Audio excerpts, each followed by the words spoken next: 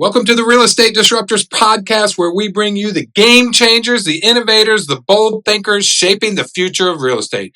We're your hosts, Mike Webb and Amir Habibzadeh, and each week we will dive deep into the strategies, trends, and disruptive technologies that are transforming the industry. Whether you're a seasoned investor, a real estate professional, or just curious about what's next in the market, we are your go-to source for the insights, inspiration, and need to stay ahead of the curve. Get ready to challenge the status quo and rethink what's possible in real estate. Let's dive in. Hello, everyone, and welcome back to the pod. This is the Real Estate Disruptors Show, launching out in January of 25. I'm here with my co-host, Amir. What's happening, Amir? Hey, good morning, Mike. Welcome to 2025. Hey. We got here somehow, didn't we? We sure did. 2024 was a hell of a year. I'm ready to say goodbye to 24. Oh, yeah. All right. Hey, guys, we have our frequent flyer guest returner on the show today. I think this is 3 times you've been back on our favorite special guest on the show. The Honorable Mike Twitty, Pinellas County Property Appraiser, is here today to join us and share a little information about what's going on out there. Mike, welcome to the show. I appreciate it. Glad to be back. All right. Thank you, Mike, for coming in today. Sure, of course. Yeah, and before the show started, Amir was talking to you about thanks for jumping on social and calming some people down with.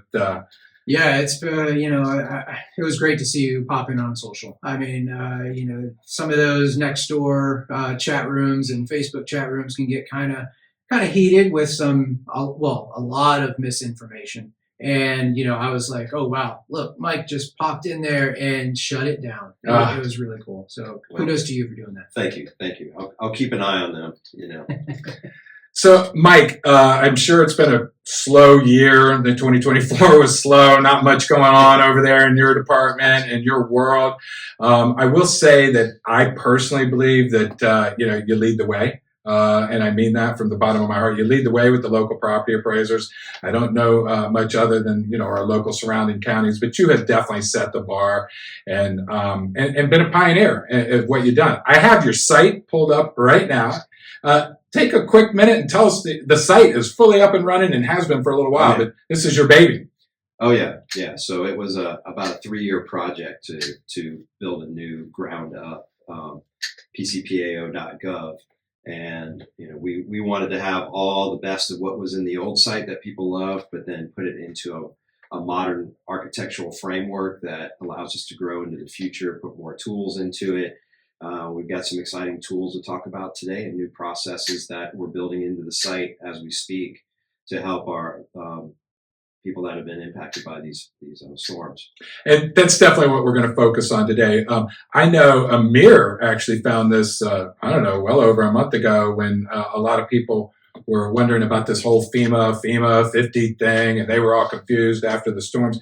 And he said, look, Mike's got it right here on his site. So if you go to your site, we've got, I just pulled it up and I'm looking at it right now. You've got the storm damage FAQs. Guys, I would definitely go on there. You can help yourself become knowledgeable, and you can certainly share that information with your clients. But we're going to go over some of these FAQs with you today, if that's all right. That's great. And have you, totally expound on what you got here. The first one that I want to talk about is this, how do I find my FEMA 50%/49% rule letter? Talk to us about that and how you came up with that. Yeah, sure. So first I want to talk a little bit, debunk some myths with that FEMA 50% letter because people get confused over that. So first of all, FEMA does not produce that letter. Secondly, we do generate that. It's been around for over a decade.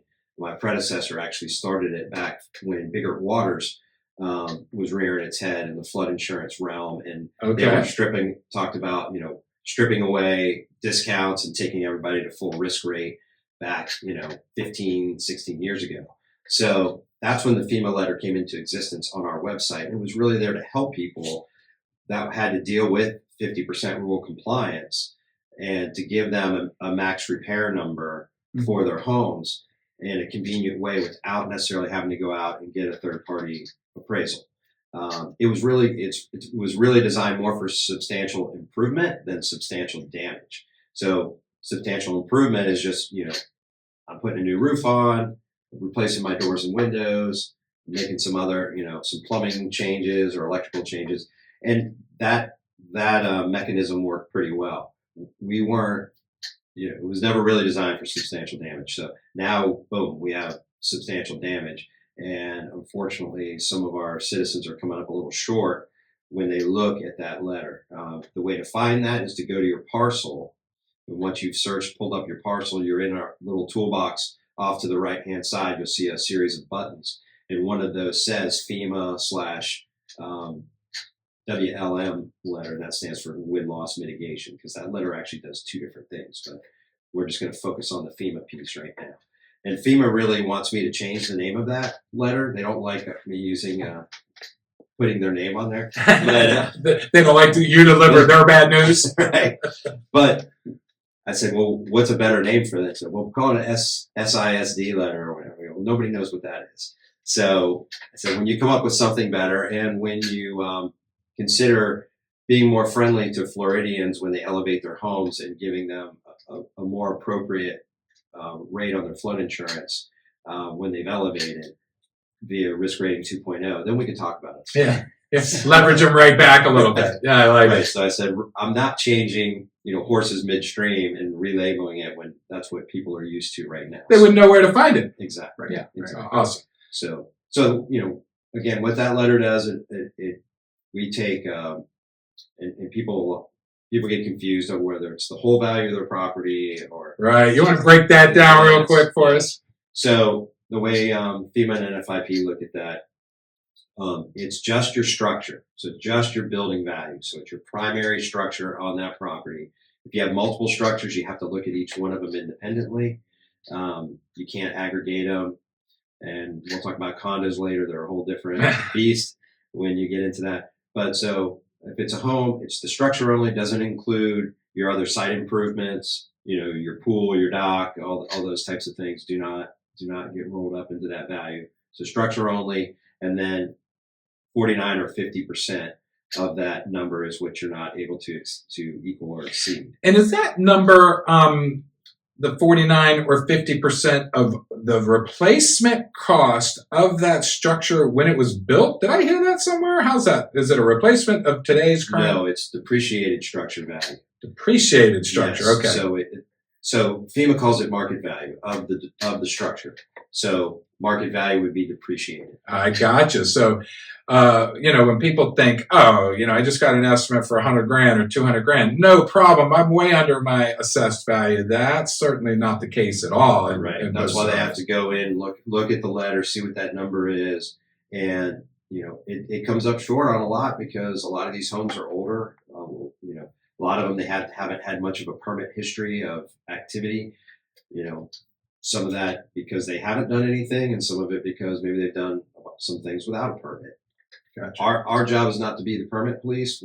We look at what's there and we put it on the roll or don't put it on the roll based on its physical existence. So the just to clarify for the listeners out there, the depreciated value. So if I had a structure that, let's say, was assessed at $200,000 that's 20 years old, and you're doing a straight 39-year depreciation, or they're doing a straight 39-year depreciation off that, that's basically half the value, right? Am I on base here? Yeah, we're using a longer life than 39 years. Okay. Yeah. Okay. Yeah, we're using, depends on what it's made out of, but. Okay, so that could be a moving type of frame or block. Okay. Yeah. All right. Did not know how that worked. And if you're, when a consumer pulls up this letter and, they're looking at their values, their structure value, and then what their what their repair improvements can't exceed. If they are not, they feel that number is low. What can they do? Is that the end of the road for them, or can there be something? It's really a first stop. So okay. So that's the freebie quick look. If that number works for you, that's what the building department's going to use. They're going to pull it up right off our site, and you bring in your repair numbers, and if you're under that number, then they're going to issue your permit. You move forward. So yeah, go ahead. So the other, and some of this gets down to the methods that are approved by the various jurisdictions and what they've put in their flood ordinances. So it can get down in the weeds when you have 24 different cities and the unincorporated county. Right. But most of them will say some form of market value of the structure in their thing. So another alternative is to get what's called an actual cash value appraisal. It's a specialty product. They're basically going right at depreciated cost of the improvements. They're even using typically a longer depreciation schedule because they're removing obsolescence from it. It's just straight physical. No functional obsolescence is factored in there. So you're a lot of times they're able to use 150-year life. Okay. So that helps soften the depreciation some. So you're going to get you're going to get a higher number with a private appraisal doing a ACV appraisal as opposed to what we're going to have, because our number has obsolescence in it. It has other things, and we don't put that super long scale on. A little more conservative, yeah. You guys have to base yourself on doing mass appraisals and. Now something we have rolled out, because as this was unfolding, I knew in our market we didn't have a lot of appraisers that had the experience to do ACV appraisals. And I knew they needed to get up to speed. We have had some courses in recent years to help educate them, get them up to speed on that, but not all of them have gotten on board yet. Now they're starting to jump in because residential market's been slower. Sure. So they've had a good incentive to learn how to do these and jump over and fill that need. But I was worried people may get backlogged a month or more with some of those, and obviously they cost money too. Mm-hmm. Yeah. And so I said, there's got to be a way we could produce something, give another free look. If people can come in with documentation, mostly photographic or contractor invoices the last couple of years, things like that, that shows that we can justify a factual change, because we don't see the inside of most houses. Right. And they may have done, $200,000 remodel, and really extended the life of that home. Might allow us to adjust the effective age on that property side. So we rolled that out to my team, proposed it to them. They embraced it. We figured out how to do it. We stood up a different database just to deal with these. We're calling them BVRs, Building Value Reconsideration. Okay. So we're going right in, looking at it pre-storm. So we put an effective date, a value on that pre-storm, based on whichever event it was. Okay. And we do a relook. So the team goes in, they look at the documentation submitted. It's really easy to do right through the website.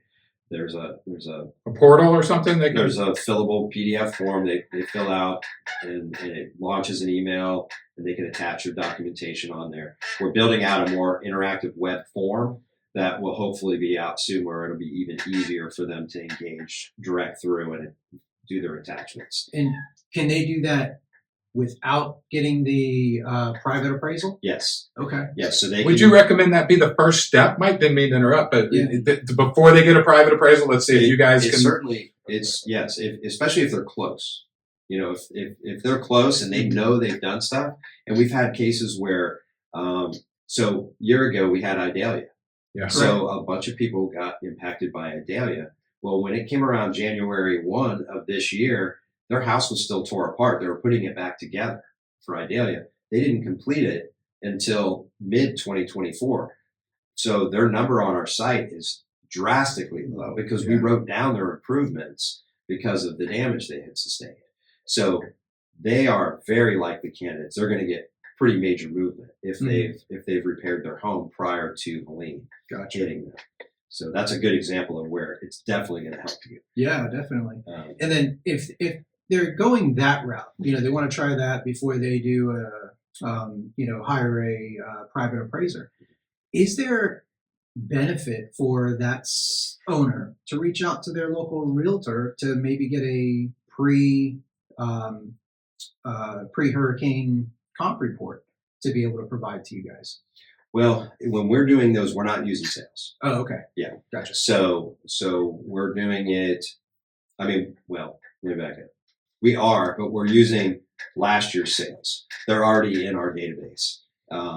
So we're running it through our same system that we valued for January 1 of 2024. Okay. But we're we're moving that date to capture any of the factual changes. Understood. So, Mike, digressing back to something we said about 5-6 minutes ago, I think you said 24 different municipalities, 24, 27 different, in his Pinellas County. So you got to deal with the city of St. Pete and Madeira, and then the counties as well. Kind of maybe give everybody a quick explanation as to how it's working with FEMA putting, they have they're putting pressure, so to speak, on the governments and municipalities to enforce these code restrictions on the rebuild, because that's how they get their reinsurance, correct? Or I'm butchering that, I understand, but please clarify for me. Sure. So you're referring to kind of the substantial damage process that people are having to navigate, and it is very, very tricky, very confusing. We know there's a lot of misinformation floating around out there, and a lot of the slow progression that's happening with our county and our cities is because of what happened in Lee County, Fort Myers area. Mm-hmm. Right. So some of the cities and unincorporated county down there. So they've gotten, one of them is already under, what are they? I'm trying to remember what they called it, but they're in a probationary period. Okay. So, which means they've lost their NFIP discounts. So they had a 25% discount on their NFIP insurance rate. Well, that's gone. Okay. Because they could not come into compliance. They had FEMA inspectors coming in on the ground after Hurricane Ian and finding that people were building back without permits. So this is a function of the government's not enforcing, and that would become a function of code enforcement, I guess, finding people doing this after the fact. Ultimately.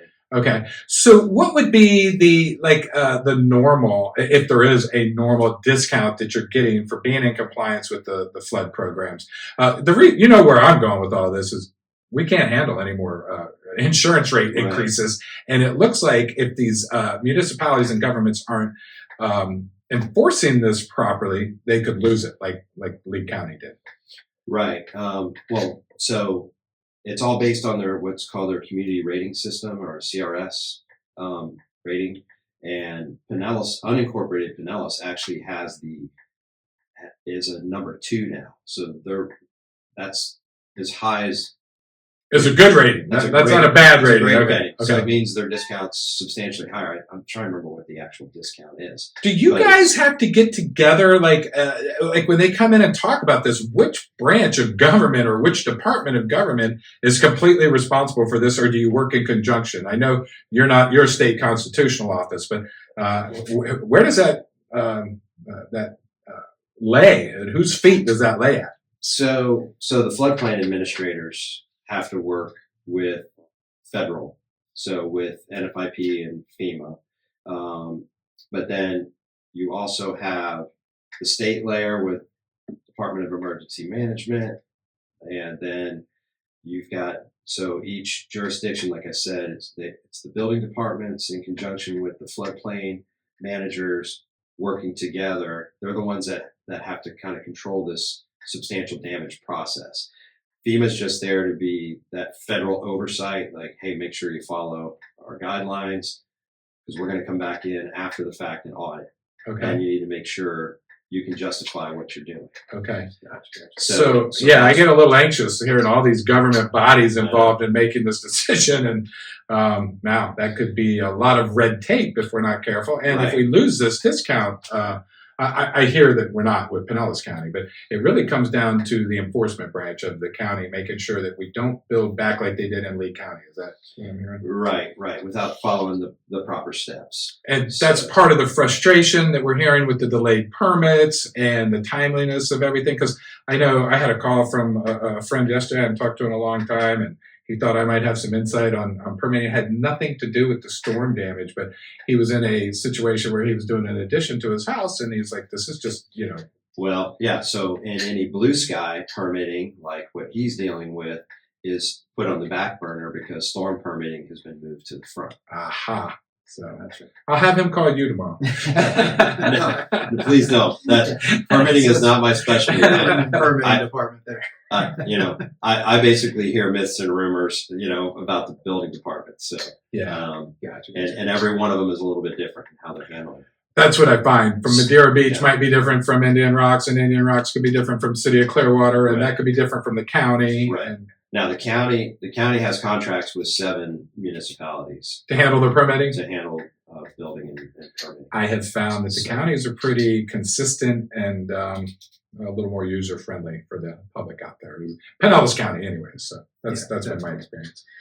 Just to tie back into the FEMA letter or the whatever you're going to call it later. The new name. So if somebody has to hire an appraiser, provided they're able to get the appraisal done within, I don't know, let's just say they order it, they get the appraisal back, and then they present it to, do they present it to you? They present it to the floodplain manager? Yes. So basically they'll end up submitting it to their respective building department. Okay. And it'll either end up getting reviewed by the building or the floodplain manager or some of the subcontractor team that they've brought in. So because of the shortage of people power to support all this, they've used some government contract third-party vendors to come in and help support that substantial damage process. So they have inspectors in the field, both within an incorporated county and with it working directly engaged with some of the cities. Then they're putting that data in what they call a substantial damage estimator tool, which is actually a FEMA software package. They're plugging base cost data in that they actually get from our office to run through, so that it's apples to apples on when they do the repair costs compared to our values on our FEMA letters. It allows those things to match up better so that they don't use overblown repair numbers. But that's still, so they go through that process. That's that initial brush to determine, all right, they're under the threshold, they can get a permit, or they're over the threshold, and we're going to have to send them a substantial damage letter. So that's what they're going through right now. Those SD letters have been coming out of the county. I think they've probably sent out probably in the neighborhood of about 800 that I'm aware of so far. Substantial damage letters? Well, so that's total letters, but the last number I heard was that only about 15% were actually getting a true SD letter.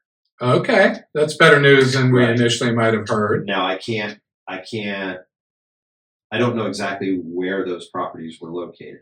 So, and what fashion they're navigating through their grids to send those out. So if you get, and I know you're not in the building department, but you're a very knowledgeable guy and you certainly have some insight. If you get the substantial damage letter, what are your remedies for that? You either have to raise it, the existing structure, which I'm not so sure that's always the best way to go, or you got to demo it and build up, correct? Right. So you can relocate it. You can put it on a truck and take it somewhere. You can elevate it. That doesn't work real good on a slab, does it? No, and elevating is even, on a slab is tricky. It can be done, but it's tricky. And then people have to weigh that out, whether it makes sense to do it. But some of the grants that are available out there, that's really their elevation grants. So they really want you to retain that old home to be able to qualify. So those get tricky. That is tricky. Plus, you're going to have to wait many years before you ever get those funds. So I don't think that's really a practical solution in most cases. You can also abandon your first floor and build on top. Right. That's an option. You turn the lower level into a big garage, uninhabitable space, a big garage, man cave, utility. No. Don't close it in. No living space. That's right. Got to have those breakaway walls, or right. Or obviously the real rebuild is the cleanest, and probably you're going to get the best improvement there, and you're going to be more resilient to storms in the future. So my simple mind goes to here. I got the SD letter and I've got to rebuild, and I don't like the first two options, and I just knock the place down and build, which is I would do. Now, my simple mind says, didn't I just flood my neighbors because I'm up to, my elevation today? And what is the infrastructure in place to handle these? Let's say we've got a community with 500 homes and 25 of them now are significantly higher than the other. Isn't that causing damage still to the community, to my neighbors? Possibly on a flooding event? Well, it depends if you're filling the site at all. I mean, if you're leaving the site at grade, leaving the natural grade. The impervious soil. Yeah. Right. And there are some jurisdictions where they're trying to do some floodplain compensation. Have you heard any issues with this, what I'm talking about yet? I've heard more about that before the storm. Okay. Just with some people that were wrestling with things where they tried to put some structural fill on their site and actually raise it up a little, and then it sheds water onto their neighbors. Yeah. Yeah. So there are issues there.